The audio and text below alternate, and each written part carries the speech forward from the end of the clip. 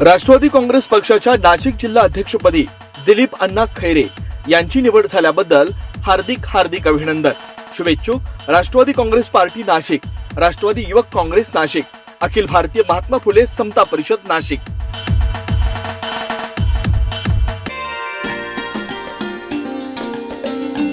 मानवी जीवनात अन्न, पाणी आणि हवा जितकी आवश्यक आहे तितकंच महत्त्व योग साधनेला सुद्धा प्राप्त झालं. योगामुळे जीवनातील विविध समस्यांशी लढण्याची ताकद मिळते, तर मन उत्साही आणि आनंदी राहण्यास मदत होतं.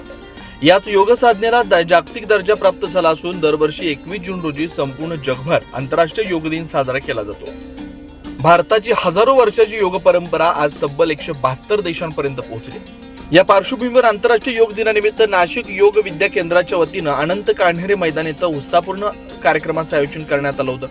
नाशिक योग विद्या केंद्र संस्थेचे प्रमुख कीर्तिकुमार औरंगाबादकर यांच्या मार्गदर्शनाखाली अनेक वर्षापासून योग साधना, योगाचे धडे घेत असून आपलं जीवन सुखी, समृद्ध आणि आनंदी बनवत आहे. काल आयोजित या कार्यक्रमात नाशिक योग विद्या केंद्राचे अध्यक्ष प्राध्यापक डॉक्टर सतीश महाजन आणि स्मिता महाजन यांच्या मार्गदर्शनाखाली अनेक साधकांनी योग साधना करत आंतरराष्ट्रीय योग दिन साजरा केला.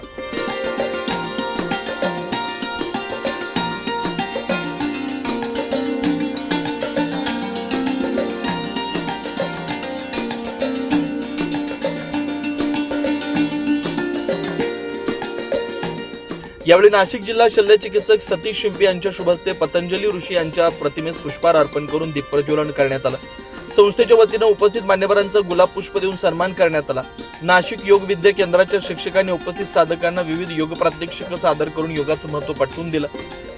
संस्थेच्या योग साधनेतील योगदानाची दखल घेत ग्रेप सिटी नाशिकच्या छाया मोरे आणि इतर अनेक शुभचिंतकांनी देणगी देत संस्थेप्रती आपलं प्रेम व्यक्त केलं. नमस्कार, मी प्राध्यापक डॉक्टर सतीश महाजन, नाशिक योग विद्या केंद्राचा मी अध्यक्ष आहे. परंतु आमचे संस्थापक अध्यक्ष माननीय कीर्तिकुमार औरंगाबादकर यांनी ही संस्था स्थापन केलेली आहे. नाशिकमध्ये मागील 60 वर्षापासून योगाचं कार्य अत्यंत चांगल्या तऱ्हेने करणारे आमचे औरंगाबादकर सर सध्या रत्नागिरी येथे स्थिर झाले असून त्यांच्या आशीर्वादाने ही संस्था आम्ही चालवत आहोत. नाशिकमध्ये आमच्या संस्थेच्या वतीने 8 ठिकाणी योगाचे वर्ग चालवले जातात आणि अत्यंत चांगल्या प्रकारचा प्रतिसाद या आमच्या संस्थेला मिळालेला आहे. नाशिकमधील एक प्रथितयश संस्था आणि रजिस्टर संस्था म्हणून आमचं कार्य या ठिकाणी प्रसिद्ध आहे. नाशिकमधील अनेक व्यक्ती या संस्थेसाठी आम्हाला मदत करत असतात आणि या सर्वांच्या मदतीमुळे आणि नेत्यांच्या मदतीमुळे आमचं कार्य अत्यंत चांगल्या तऱ्हेने चाललेलं आहे. या कार्यक्रमाप्रसंगी ह्या योगाचा दरवर्षी आम्ही जागतिक योग दिनानिमित्त कार्यक्रम घेत असतो आणि खूप चांगल्या तऱ्हेचा प्रतिसाद याला मिळत असतो. अनेक कार्यक्रम आमचे होत असतात आणि त्याच्यामध्ये आम्ही योगाचा प्रचार आणि प्रसार कायम करत असतो.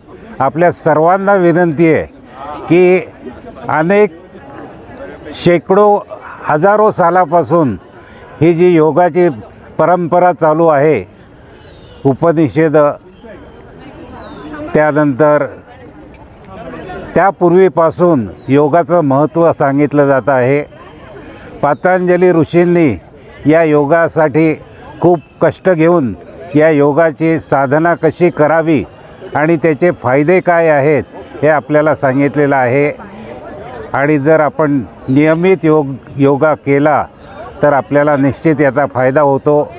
आपल्या अनेक व्याधी याच्यामुळे नष्ट होतात आणि त्यामुळे सर्वांना मी विनंती करतो की त्यांनी रोज नियमितपणे योगा करून या योगाचं कार्य जगामध्ये सर्वत्र प्रसारित करावं आणि त्याचा लाभ घ्यावा, ही विनंती. सर्वांना धन्यवाद. Thank you very much. या कार्यक्रमाला उत्पादन शुल्क आयुक्त उषा वर्मा, पोलीस दलातील माजी असिस्टंट पोलीस सेवानिवृत्त अधिकारी मंडलेश्वर काळे, नाशिक मनपाच्या नगरसेविका डॉक्टर हिमलता पाटील, डॉक्टर निलेश पाटील, संस्थेचे मार्गदर्शक उमेश निफाडकर, गिरीश मैंद, उत्तम राजगुरू, संस्थेच्या योग शिक्षिका अपर्णा फडणीस यांच्यासह अनेक मान्यवर उपस्थित होते. नाशिक योगविद्या केंद्राचा जागतिक आंतरराष्ट्रीय योग दिन यशस्वीरित्या पार पाडण्यासाठी लीलाधर आडगावकर, डॉक्टर पुष्कर पटणी, शैलेश नाशिककर, सरला पटणी, चांदवडकर, मीना भटेबरा, मंगला येवला यांच्यासह संस्थेचे पदाधिकारी, योग शिक्षक आणि मोठ्या संख्येने सहभागी झालेल्या योग साधकांचं मोलाचं सहकार्य लाभलं। योग संस्था आणि योग साधकांची संख्या वाढवून योग साधनेचं महत्व अधिकाधिक जनसामान्यांपर्यंत पोहोचावं यासाठी योग शिक्षकांच्या शासन स्तरावर दखल घेऊन त्यांना आर्थिक मदतीचा लाभ तसेच सामाजिक महत्व प्राप्त करून द्यावा अशी अपेक्षा यावेळी व्यक्त करण्यात आली। 9 न्यूज महाराष्ट्रासाठी प्रतिनिधी अनिल केदारे, नाशिक।